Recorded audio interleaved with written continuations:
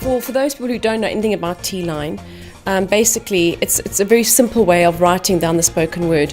We take letters of the alphabet as we know them, shorten it, so it's not a completely new concept to them. So that's the start, is that we try and make it so that it's an easy concept to understand, and then we go from there. So basically we learn all that, string letters together to form words, string words together to form sentences, and we move on from there.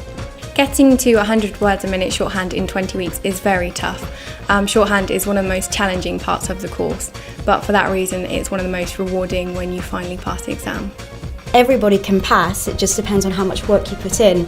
And I definitely say at News Associates there's such a strong emphasis on getting shorthand because they understand it's crucial if you want to be a journalist. Every local editor is asking you to have 100 words a minute at shorthand, every advertisement you'll see. So I think, fair enough, you're going to have to put the emphasis on it, you're going to have to put the work in, but once you do, you get it, it's great, and I use it all the time now. I think we get so many people through shorthand because we really go at a speed that's suitable for everyone. If you start doing shorthand and you find it really easy, then we're going to push you through and try and get you to do an exam at the earliest opportunity, which is really going to give you a lot more time to concentrate on the other. However, at the other end, if you're struggling a bit, then my role would be to take you out so we can really go at a speed that's suitable for you and give everyone the best chance of getting the gold medal standard. Stop using it. I haven't stopped using it. I'm sure everybody on my course hasn't stopped using it. So it is a wonderful feeling.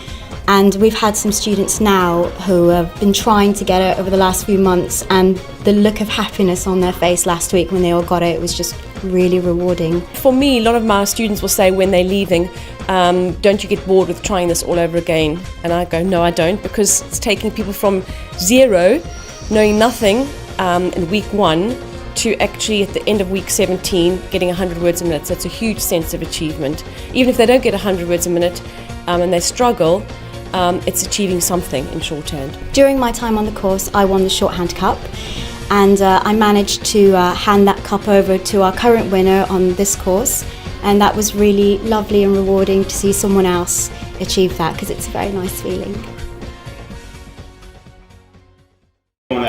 In order to record the human voice into neat and clean shorthand script and to transcribe the same accurately, it requires thorough knowledge of the principles of the system of shorthand, aided by a good background of language.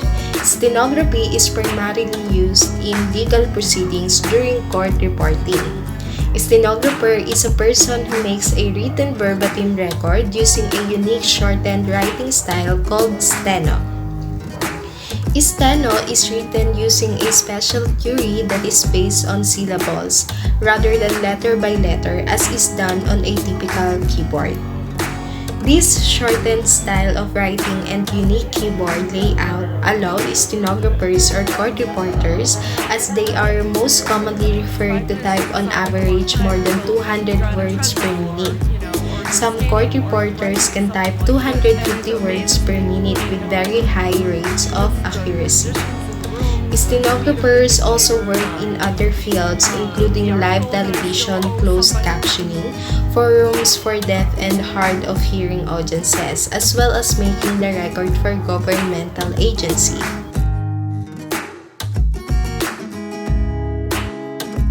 The word begins on the left-hand side, and it's phonetic consonants. The vowels are in the center, A, O, E, U. And since there is no I, you hit the E and U together to create an I. And then the word sound ending is on the right side of the keyboard. I have an office in Chicago.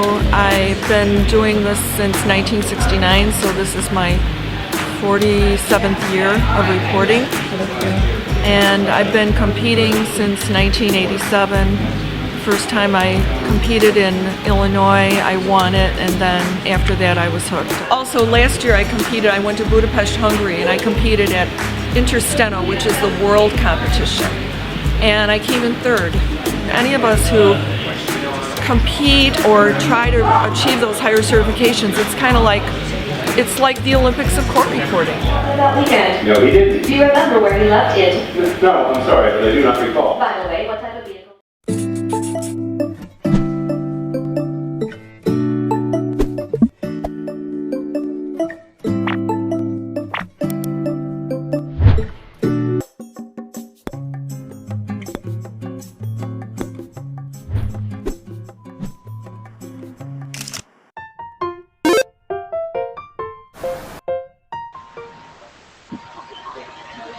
Hi, good evening, ma'am. How are you? Good evening. I'm fine. Sorry kung ngayon ko lang napaunlakan yung invitation nyo kasi medyo busy. Glad to hear that. I just want to say thank you for allowing us to meet you today. We all know that you are busy, and we are happy to that you took this meeting. Thank you.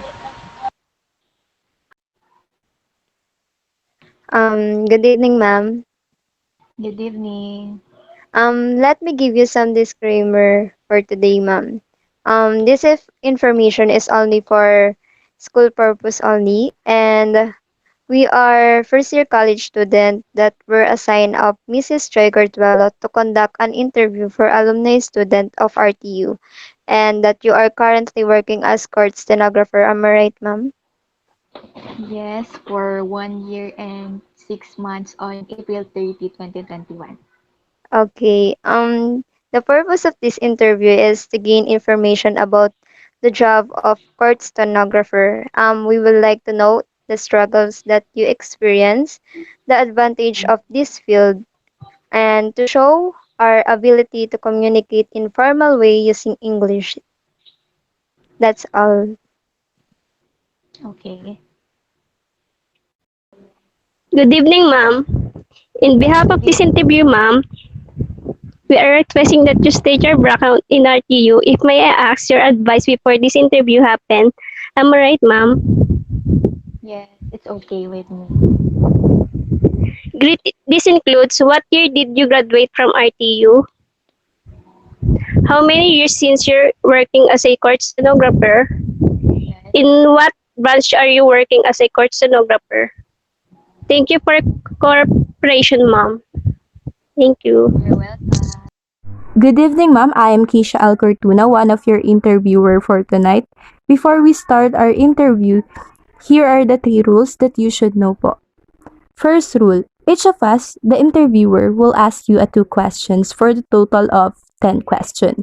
The second rule, we can have a 5 minutes break if there will be a connection problem. And the third rule, the respondent may answer the question in her prepared language, whether it is Tagalog, English, or Taglish. It will be up to you po, ma'am. Only the interviewer needs to speak a few English. That's it. Thank you. With that, let's start the interview. Okay. Before we start our interview, we would like to introduce ourselves. First, I introduce myself. I'm Mariel Jane Lasay, the first interviewer. Midalin Likin. Good evening, ma'am. I am Keisha Alcortuna. I'm Cheesy Kate D. Pura. I'm Jennifer Hasareno. Of your interviewers for tonight po.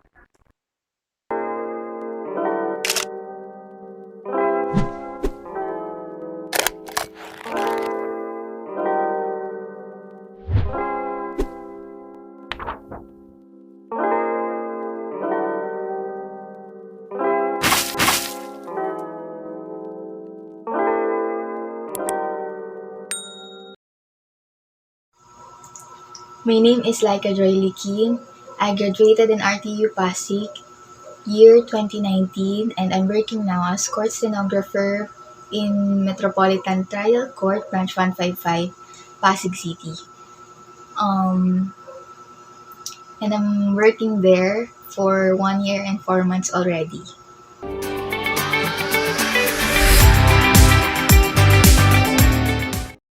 What do you think is the most critical in this job? I think yung pinaka-importante is kailangan mabilis kang magsulat, yung speed mo. Kasi during hearing, hindi mo naman pwedeng sabihin sa counsels tsaka sa judge na stop po muna kasi hindi ko nasulat. Hindi naman pwedeng ganon. So, kailangan mabilis ka pag nagsusulat. Kailangan din accurate yung mga sinusulat mo, tsaka naiintindihan mo. Kasi, hindi lang basta nagsusulat ka, kailangan naiintindihan mo para pag gumawa ka ng TSN or order, alam mo kung ano yung itatranscribe mo. Tsaka, syempre, kailangan din ng listening skills kasi Lalo ngayon na may COVID kasi sa court ngayon namin, may barrier kami na hindi na pinapapasok yung witness sa witness stand para safe sa COVID. So, yung mga sinasabi niya is malayo. Kailangan malakas ang pandinig mo. Yun. When you are in college, what was your motivation to pursue this career? My motivation would always be my family. Kasi, ang dami namin. 8 kami magkakapatid. And, actually, bago ako mag-start mag-aral ng college, nag-stop muna ako dahil hindi kami kayang pagsabay-sabay na mag-aral ng ate at kuya ko. So, nag-give way muna ako sa kanila. So, sila talaga yung motivation ko para makapagtapos. Siyempre, para mapag-aral din yung mga kapatid ko na mga nakakabata sa akin. Ganon. At super thankful naman ako kasi during college, yung mga friends, yung mga circle of friends ko, na nakahanap naman ako ng mabubuting squad na nagtutulungan kami. Tsaka, na-influence nila ako na mag-aral pang mabuti. Yun.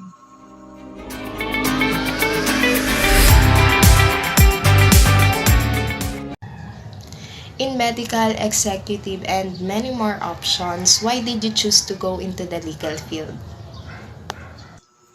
I think the reason is because during our OJT days, I've been an intern in RTC Branch 155, Pasig City, and also in a private company. And from there, I weigh my options, whether which is better. And I think working in a government office is better because I can use the knowledge and skills that I've learned during the college days. Oftentimes, when we say legal field, many students are afraid because they think the process is difficult or it is too strict. So my question would be, what advice can you give to us or those students who want to take legal field but is discouraged?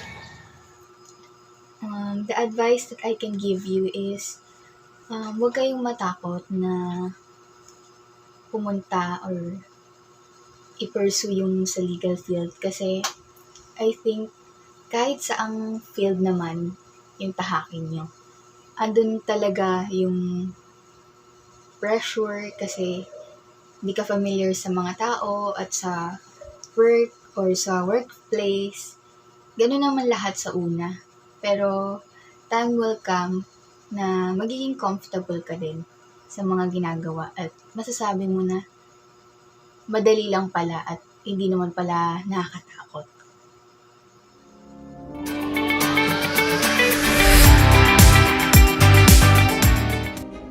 What makes you choose this career?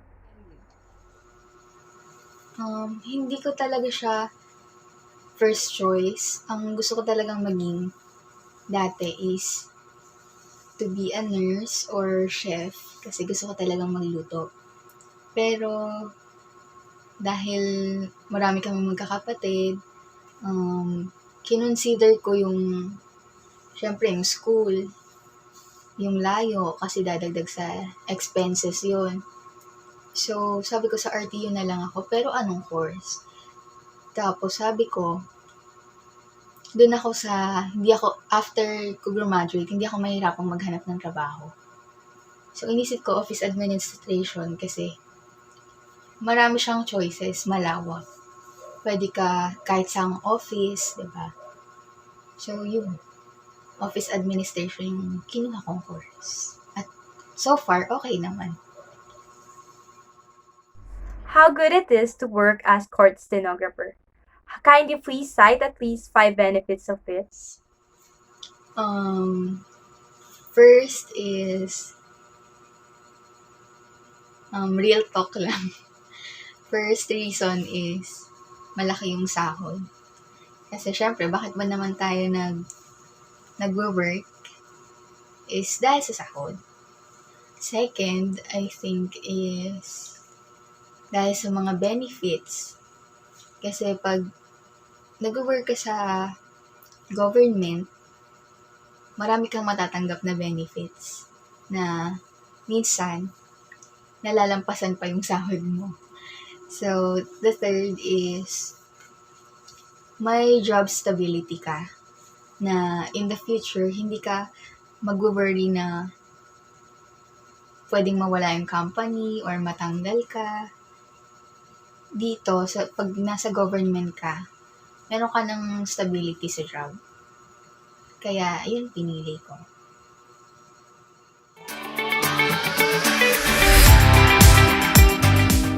What are the tips or advice that you can give to us so that we can learn faster in stenographer? Siguro, magbasa lang palagi ng lessons, tsaka mag-practice na rin magsulat. Kasi, dun ka mas lalong matututo kapag inaral mo ng sarili mo. Huwag kang aasa dun sa time ng during online class. Mas maganda yung in advance, alam mo na yung lesson. Yun lang. Can you give us some tips on how to pass the civil service exam and what would be the other opportunity if we pass it? Thank you. Sa tips, mag-review lang kasi marami namang resources na pwede nyong gamitin. May mga librong nabibili, reviewer, marami sa online, mga kinakalat ng mga magti-take din. Meron din sa YouTube, mga nagtuturo, yung Team Laika, ganon. Tsaka, opportunity, pag nakapasa ng civil service is, pwede kang mag-apply. Pwedeng sa legal, pwede rin sa general office, basta government. Requirement siya for government. Mas maganda lang kasi pag sa government, stable na nga yung trabaho, tsaka maraming benefits.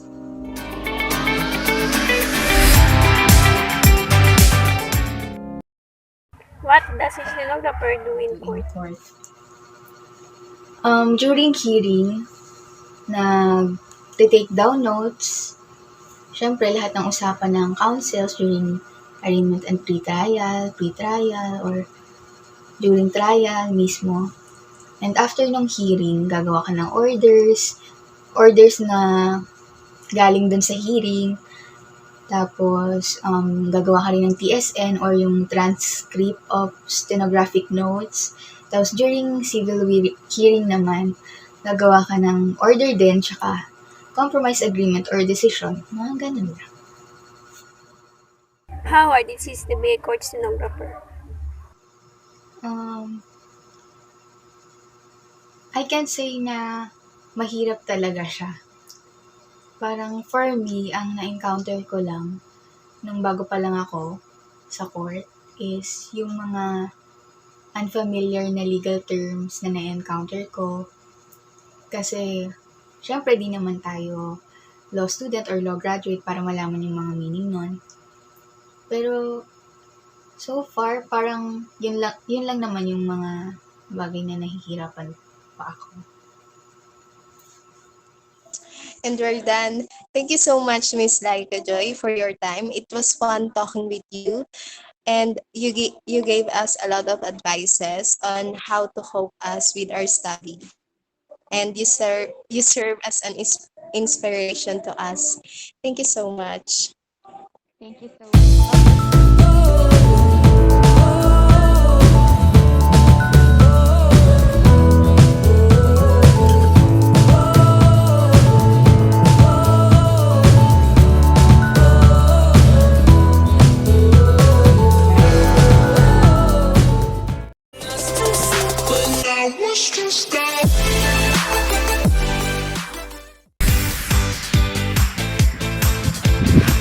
Ulit. Kisha, okay na? So, umpisa. Before we start our interview, I forgot this. What is your motivation to pursue?